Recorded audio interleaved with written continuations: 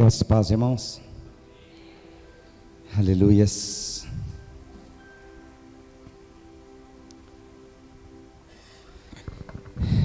Como é tremendo podermos adorar esse Deus maravilhoso, né? Nosso coração se enche de alegria.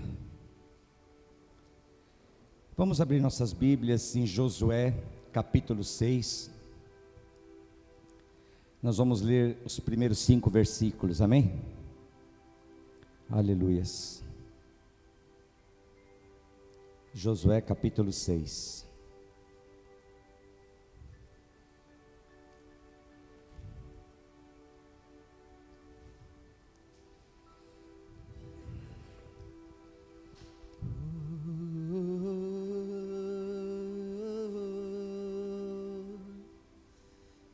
Deus, Senhor, fala conosco nesta manhã mais uma vez, Pai. Queremos ouvir a Tua voz aqui neste lugar, Senhor. Aleluias. A palavra do Senhor diz assim: Ora, Jericó estava rigorosamente fechada por causa dos filhos de Israel.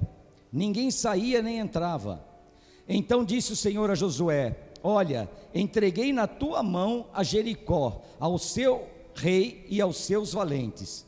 Vós, pois, todos os homens de guerra, rodeareis a cidade, cercando-a uma vez. Assim fareis por 6 dias. 7 sacerdotes levarão 7 trombetas de chifres de carneiros adiante da arca.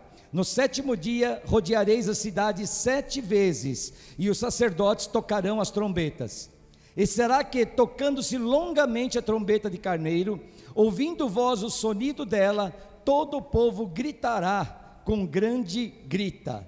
O muro da cidade cairá abaixo, e o povo subirá nele, cada qual em frente de si. Aleluias. Só até aí. Senhor amado, Deus querido, nós lemos aqui a Tua palavra, Deus. E eu te peço, Pai, em nome de Jesus, para que o Senhor venha através desse texto falar aos nossos corações mais uma vez, Senhor.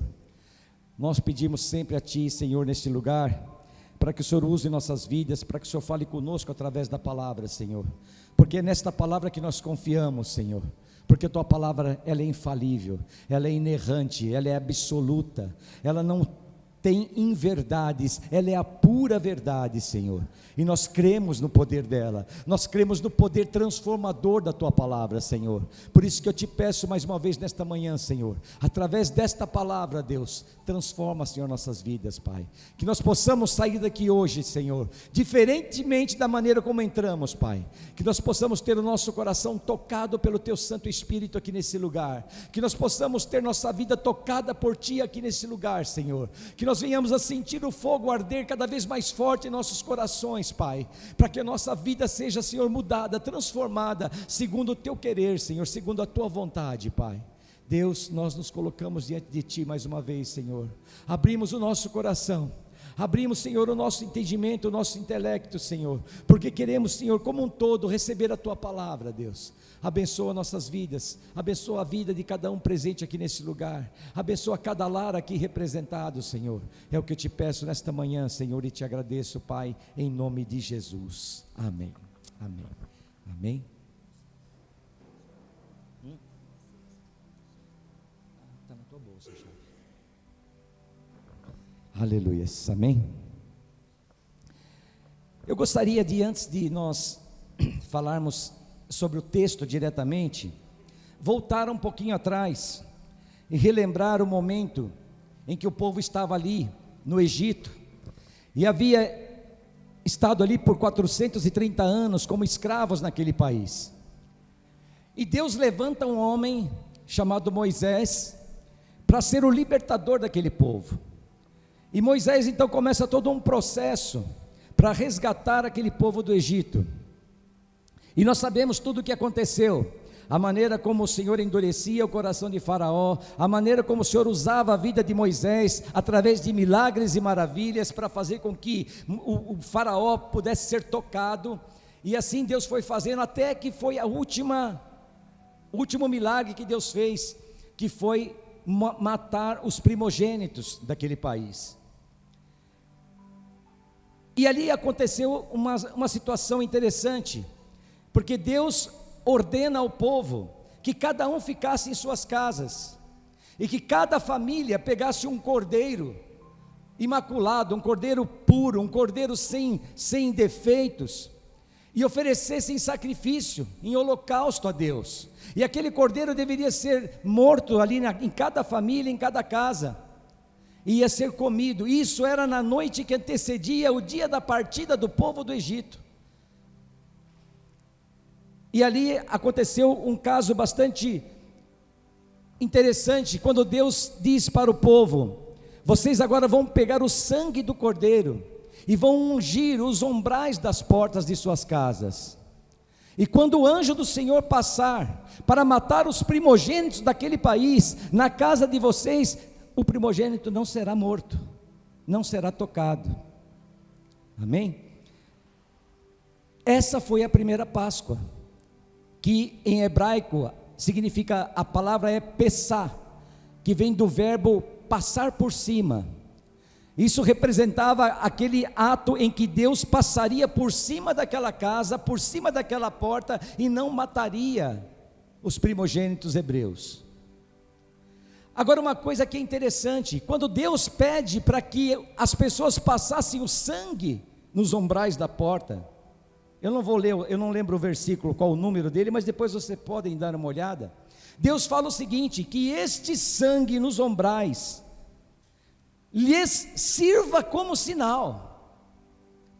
O interessante é que Deus não diz que aquele sangue era um sinal para o anjo do Senhor, para que ele não entrasse e não matasse o primogênito daquela casa.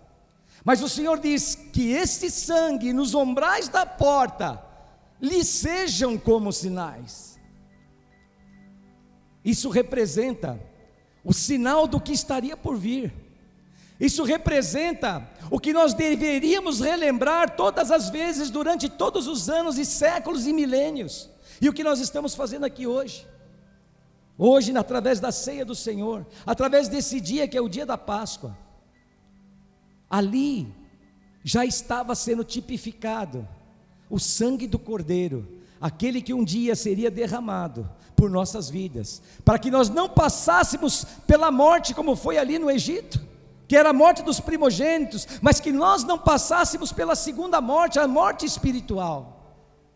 Esse sangue então representava o sangue do Cordeiro, e a palavra diz que seja servido de sinal para vocês, para que vocês sempre se lembrem disso, para que vocês nunca se esqueçam que o sangue do Cordeiro é o que vai libertá-los da escravidão, das trevas e da morte espiritual. Amém? E é interessante, como eu já disse uma vez, a Bíblia é como se fosse um fio de sangue do começo ao fim, e esse sangue é o sangue do próprio Cordeiro. Desde lá do jardim do Éden, quando Adão e Eva pecam e caem, um animal teve que ser morto, sangue teve que ser derramado, para que da pele daquele animal, eles pudessem esconder a sua nudez, que representava o pecado. Então desde lá do Éden, o sangue foi derramado, um animal foi morto, para que o pecado fosse encoberto.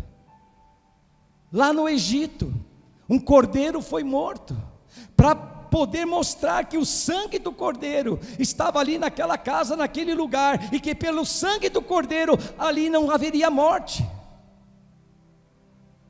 Passou-se 1500 anos, quando Jesus veio, o sangue do Cordeiro Santo foi derramado na cruz do Calvário, para que nós não perecêssemos, não passássemos pela segunda morte.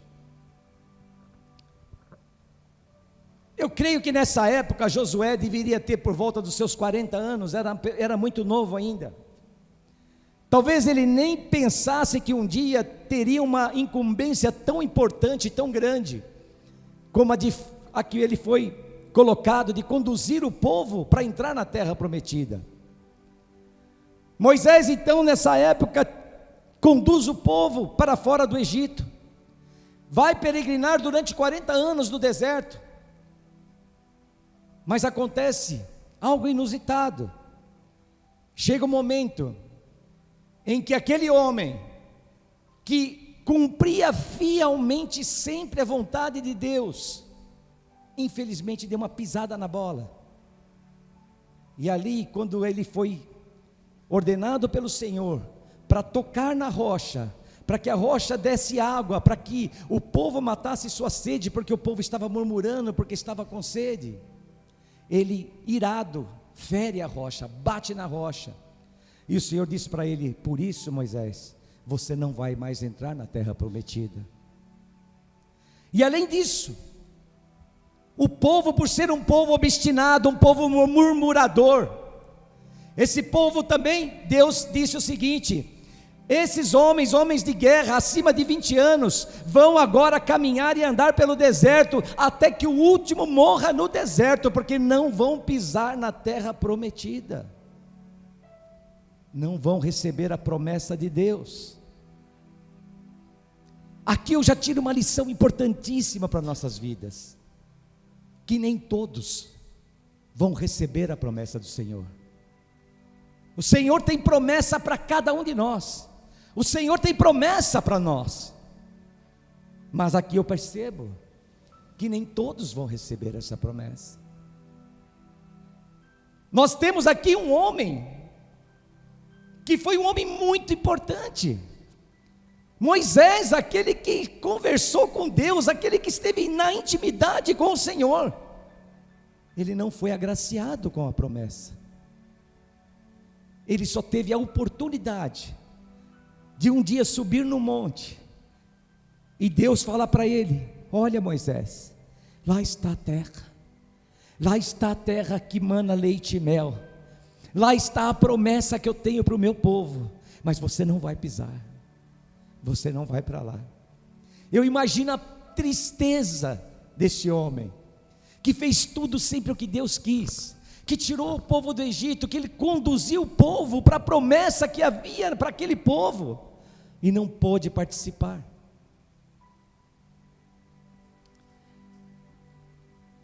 Deus então ordena para que Moisés levante Josué. Josué foi aquele homem que era um dos 12 espias, que foi mandado para a terra prometida, para Canaã, para espiar a terra. E quando aqueles 12 espias foram espiar a terra, voltaram com as informações, só que 10 deles desanimaram o povo, dizendo: olha, Deus pode ter dito que isso seria a nossa promessa, mas nós não vemos dessa forma, porque é impossível tomar essa terra, lá existem gigantes, lá existem fortalezas, lá existem exércitos, nós nunca vamos conseguir tomar essa terra.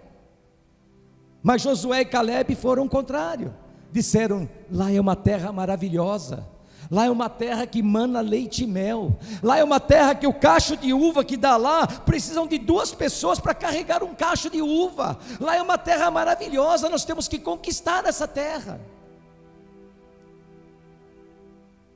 E Josué foi o escolhido para conduzir o povo, porque Moisés não poderia mais, e Josué então agora recebe essa missão importantíssima, de levar o povo à terra prometida. Amém?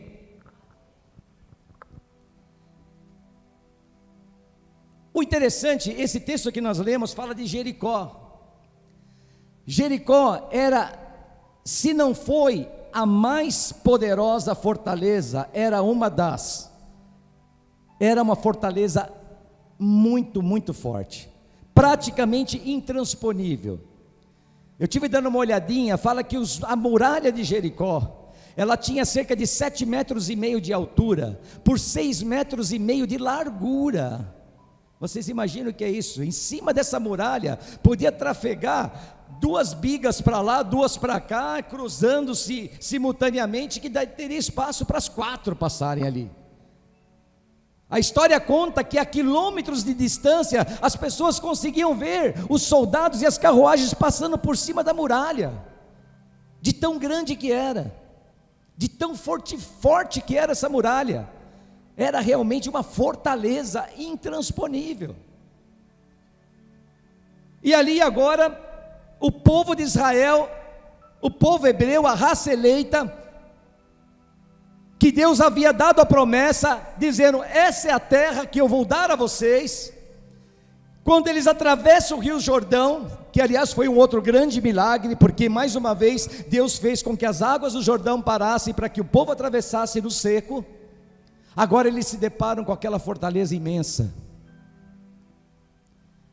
A promessa estava ali, mas o obstáculo era enorme, era muito grande, era desanimador. Uma fortaleza que qualquer um que olhasse falava: mas nunca vamos conseguir derrubar isso é impossível, essa muralha ela é intransponível. E é interessante que eu li aqui no capítulo anterior, não precisem abrir, podem ler depois, no capítulo 5, nos últimos versículos, a partir do versículo 13, a palavra diz assim: estando Josué ao pé de Jericó, ele estava lá, de frente para a cidade, ele devia estar meditando, ele devia estar talvez numa grande expectativa, talvez extasiado com o tamanho da fortaleza, eu não sei, mas ele estava ali, estático, parado, olhando. E de repente a palavra diz que ele levanta os olhos e olhou, e eis que se achava em pé diante dele um homem que trazia uma espada nua nas mãos. Chegou-se Josué a ele e disse-lhe: és tu dos nossos ou dos nossos adversários? Josué então, quando ele olha, ele vê aquele homem com a espada desembainhada, e ele fala: quem é o Senhor? O Senhor está do nosso lado ou está do lado do inimigo? Esse homem respondeu: não sou, sou o príncipe do exército do Senhor, e acabo de chegar. Então Josué se prostra com o rosto em terra, e o adorou e disse: que diz meu senhor ao seu servo? Respondeu o príncipe do exército do Senhor a Josué: descalça as sandálias de teus pés, porque o lugar em que estás é santo. E fez Josué assim. Aleluias. Às vezes nós nos deparamos com um problema tão grande na nossa vida, uma verdadeira muralha intransponível, que nós olhamos e falamos: meu Deus, isso não tem solução, eu nunca vou conseguir passar por isso, eu nunca vou conseguir vencer esse obstáculo, isso é muito para mim, é muita coisa para mim, eu não tenho como vencer isso. E de repente Deus está ali presente na tua vida, Deus está ali na tua frente, e você olha e não consegue ver Deus. Você consegue ver uma pessoa e no teu coração entra até a dúvida: será que é o inimigo que está ali na minha frente? Será que é alguém que está do meu lado? Ou será que é o próprio inimigo que está na minha frente? E não consegue perceber Deus na vida. Talvez seja um pouco de falta de confiança no Senhor, porque por mais difícil e mais imenso que seja o obstáculo, e mais forte que seja a muralha na tua frente, Deus é um Deus de milagres. Deus pode mudar a nossa situação, Deus pode revirar a tua situação e transformar tudo aquilo em uma nova situação, em um novo caminho. Mas nós não enxergamos porque olhamos as circunstâncias. Quando ali estava Pedro naquele barco e vê o Senhor andando sobre as águas e pede para que ele também pudesse andar, o Senhor disse: venha Pedro, ande, e ele começa a andar, e o milagre então é feito na vida dele ali, ele começa a andar sobre as águas, mas o vento forte, as ondas enormes, e ele começa a olhar para o lado, e começa a olhar as circunstâncias e afunda. E nós muitas vezes somos assim. Deus está do nosso lado, Deus está à nossa frente, e ali Josué confunde ele até com o inimigo.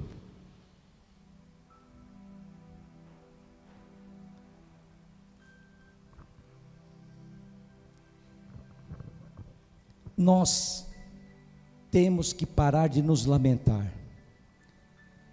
Às vezes o problema é tão complicado que nós passamos a maior parte da nossa vida nos lamentando sobre o problema. Puxa, mas por que isso acontece comigo, Senhor? Por que eu tenho que passar por isso? Por que eu tenho que passar por essa situação? Por que isso aconteceu na minha vida? Nós não conseguimos ver a solução. Nós não conseguimos ver a luz no fim do túnel. Nós conseguimos ver somente o problema. Focamos somente no problema. E isso nos tira completamente do prumo. Parece que perdemos até o chão, porque não temos mais referência nenhuma. Somente o problema se apresentando à nossa frente. Mas uma coisa eu achei muito interessante no versículo 2 que nós lemos aqui no capítulo 6, que o Senhor diz assim: então disse o Senhor a Josué: olha, entreguei na tua mão a Jericó. Entreguei na tua mão a Jericó. Entreguei na tua mão a Jericó. Deus não estava dizendo para ele: Josué, vai em frente que eu vou entregar Jericó nas tuas mãos. Não, Deus disse: entreguei, já é tua, ela já é tua, já a vitória já é conquistada, a derrota do teu inimigo já está por terra. Ele disse: eu entreguei. Olha o verbo no passado: entreguei. No presente: eu entrego agora Jericó nas tuas mãos. E você fica se lamentando sobre um problema, que talvez Deus já te deu a vitória, porque as coisas que acontecem no céu, nem sempre acontecem no mesmo tempo aqui na terra.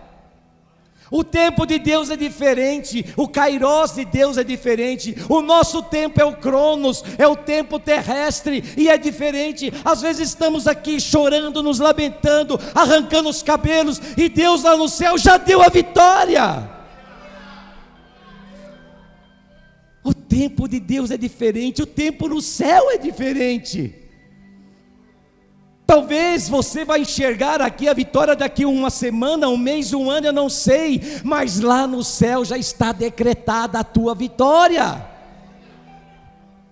Deus havia dito aqui no versículo 2: já entreguei Jericó nas tuas mãos, Josué.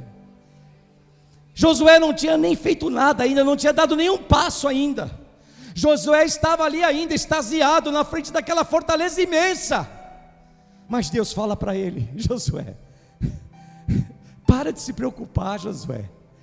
Para de fazer essa cara de tonto, de espanto, essa cara tá pálida, Josué. Você está tremendo de medo, Josué. Você está sujando o chão, Josué. Para com isso.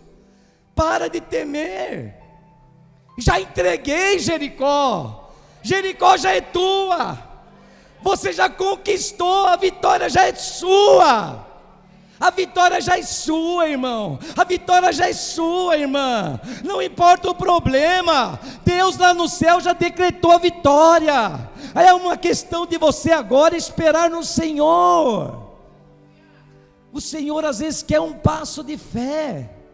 O Senhor apenas às vezes quer provar a tua fé. Ele quer dizer para você: olha, você crê em mim, aguenta um pouquinho então, eu quero ver você esperar, eu quero ver você ter paciência, porque a vitória já está decretada, a vitória já é sua, mas você vai viver ela aqui na terra, e vai viver sim, mas você vai esperar um pouco, porque eu quero ver a tua fé. Eu não quero ver você se desesperar, eu não quero ver você entrar em pânico, eu quero ver você colocar nas minhas mãos e dizer: Senhor, eu entrego a Ti, Senhor, e descanso, porque eu sei que o Senhor já deu a vitória à minha vida. Aleluias, aleluias.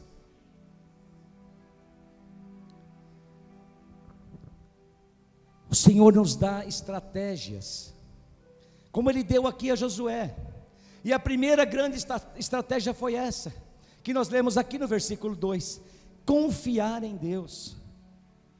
A primeira estratégia que Deus nos dá: confia nele. Ele quer que nós confiemos nele, que nós depositemos o nosso problema nas suas mãos, que nós descansemos nele, porque Ele é o Deus Todo-Poderoso. Nós não podemos fazer nada, nós não podemos derrubar uma muralha de 7,5 metros de largura, de altura, por 6,5 metros de largura. Nós não conseguimos derrubar uma muralha como essa, mas o Senhor pode. O Senhor pode, porque Ele é o Senhor dos exércitos, Ele é o Todo-Poderoso, e a muralha cai, e cai mesmo. Confiar no Senhor, a primeira estratégia. A primeira estratégia. A segunda estratégia que Ele nos dá é depender dEle. depender dEle. Deus quer que nós tenhamos dependência dEle. Olha só as armas que Deus pede para que o povo e o exército de Israel use: 7 trombetas de chifre de carneiro, contra uma fortaleza, com uma muralha de 7,5 metros por 6,5 de largura, com um exército todo aparelhado lá dentro daquela fortaleza, e o Senhor fala: você vai caminhar agora com 7 chifrinhos, é isso que eu vou te dar nas tuas mãos, você tem que depender de mim, é com esses chifres que você vai para a luta. Amém? Nós vemos também Gideão, não sei se vocês se lembram, quando Gideão foi entrar em luta contra os filisteus, Deus disse para eles o quê? Vocês vão descer agora com trombeta numa mão, e uma botija com azeite, e uma lamparina na outra. Jesus, parece que iam até para uma festinha, né? Com trombetinha e lamparina, para uma guerra, e o Senhor fez com que Gideão vencesse a guerra com esse aparato. E agora o Senhor diz: vocês vão agora com 7 trombetas feitas de chifre de carneiro. São as armas que eu entrego nas suas mãos. Dependência de Deus. Deus quer dependência dEle. Experimentar a fé é a terceira estratégia que Deus nos dá. Ele quer provar a nossa fé. Olha de que maneira mais estranha. Ele diz para nós: vocês agora vão pegar as 7 trombetas, os 7 chifrinhos de carneiro, vão pegar a arca da aliança, e vão dar uma volta em volta da cidade. Jesus, parece um cortejo, parece uma coisa totalmente estranha. E lá foram eles, obedeceram, deram a volta em volta da cidade, aquele exército todo. Eu fico imaginando aquele povo lá em cima daquela muralha, olhando, dando risada. Esses caras estão tudo louco, tão louco, com 7 chifres, dando a volta em volta da cidade, são tudo xarope. Aí dava a volta e voltava para o acampamento. Mas que estão loucos, deram uma volta com chifre na mão e voltam para o acampamento. 6 dias fizeram isso. No 7º dia o Senhor disse: agora vocês vão dar 7 voltas. Opa, mudou agora, não é mais uma volta, são 7 voltas. Deus faz coisas estranhas, irmãos. Uma coisa eu posso dizer, que a nossa fé, ela não segue padrões humanos.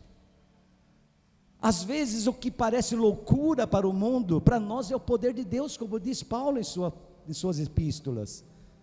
O que para o mundo é loucura, para nós é o poder de Deus. E o poder de Deus para vencer uma batalha pode ser somente 7 chifrinhos de carneiro, sim, porque Deus é poderoso. E no 7º dia o Senhor fala: agora vocês vão dar 7 voltas. 7 voltas vocês vão dar. Mas agora vocês não vão dar somente 7 voltas, não. Vocês vão dar 7 voltas. E quando vocês derem a 7ª volta, vocês vão tocar essas trombetas. É uma cena interessante. Nós lemos a Bíblia e estamos tão acostumados com os textos que isso às vezes não nos chama a atenção.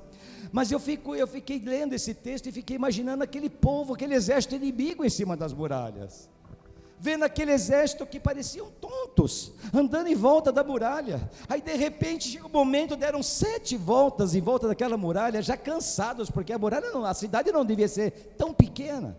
Aí para todo mundo, vira sua cornetinha para a muralha e começa a tocar. Gente, isso é surreal. Isso não existe. Na nossa concepção e na nossa razão, isso não existe. É inaceitável o que Deus faz, mas Deus faz. E aí para todo mundo, o povo pensa, rindo.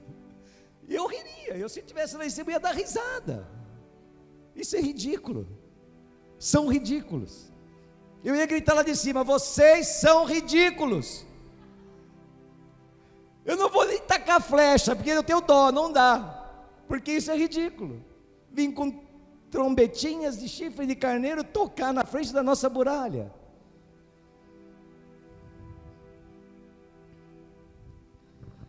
A quarta estratégia que Deus nos dá: louvar ao Senhor, porque Ele disse: assim que as trombetas soarem, vocês darão um brado de vitória. Assim que as trombetas soarem, vocês darão um brado de vitória. Assim que as trombetas soarem, vocês vão gritar, vocês vão louvar, vocês vão abrir a boca e vão começar a louvar e a gritar e a dar brados de vitória. E quando isso acontecer, sabe o que vai acontecer? A muralha vai vir abaixo. Aleluias! Esse é o poder de Deus, esse é o poder de Deus, o que Deus faz com 7 chifres de carneiro e gritos, é isso que Deus faz. E aquela muralha ruiu na frente de todo o exército de Israel, e Deus disse: vocês não vão nem dar um passo, vocês agora vão andar para frente, onde vocês estão olhando, aonde vocês estiverem parados, porque a muralha vai cair em todo o seu perímetro, e vocês vão entrar na cidade, e vão destruir tudo que existe lá. Aleluias.